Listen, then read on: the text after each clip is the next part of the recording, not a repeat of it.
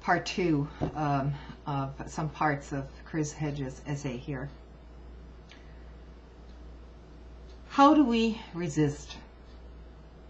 How, if this descent is inevitable, as I believe it is, do we fight back?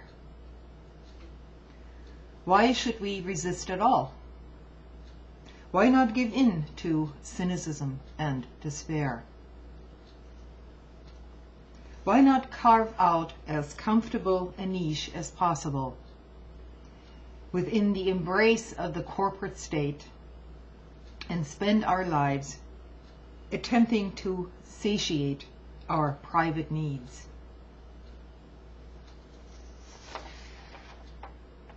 A living man can be enslaved and reduced to the historic condition of an object, Albert Camus warned. But if he dies in refusing to be enslaved, he reaffirms the existence of another kind of human nature which refuses to be classified as an object. The rebel, for Albert Camus, stands with the oppressed, the unemployed workers being thrust into impoverishment and misery by the corporate state, the Palestinians in Gaza, the civilians in Iraq, in Afghanistan, the disappeared who were held in our global black sites, the poor in our inner cities, in the depressed rural communities, immigrants, and those locked away in our prison system. And to stand with them does not mean to collaborate with parties.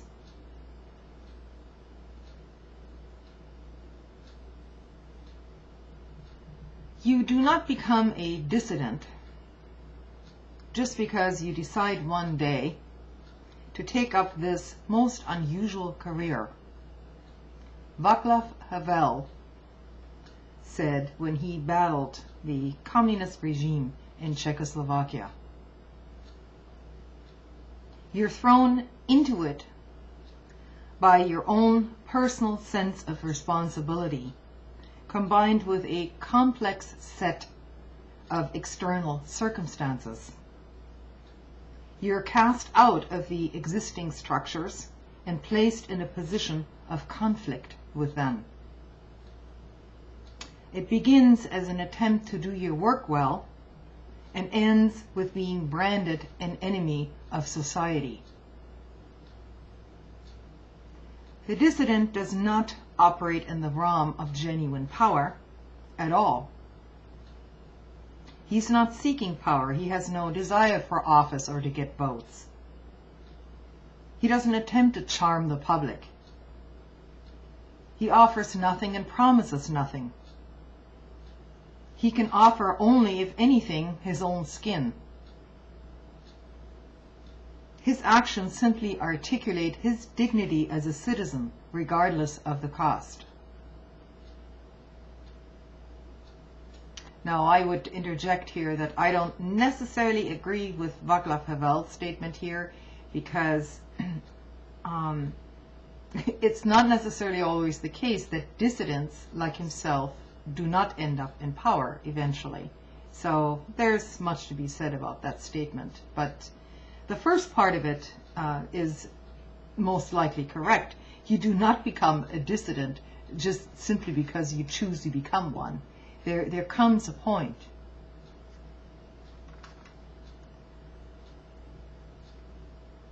Those in power, I'm sorry, forget that paragraph.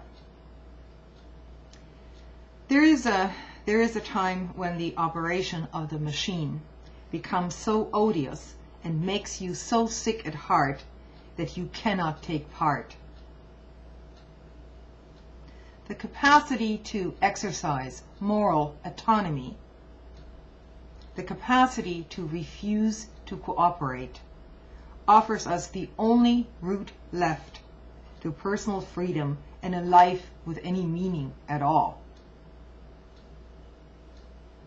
Those who convince themselves that there is no alternative to collaboration are complicit in their own enslavement. They commit spiritual and moral suicide. Again, please read the entire essay by Chris Hedges. I'll post the link in the sidebar, and it's a worthwhile essay to read. I admire Chris Hedges very highly, and I don't necessarily agree with him in some of his conclusions, nor some of his approaches, but he definitely is not parroting our mainstream media and deserves to be listened to. Bye.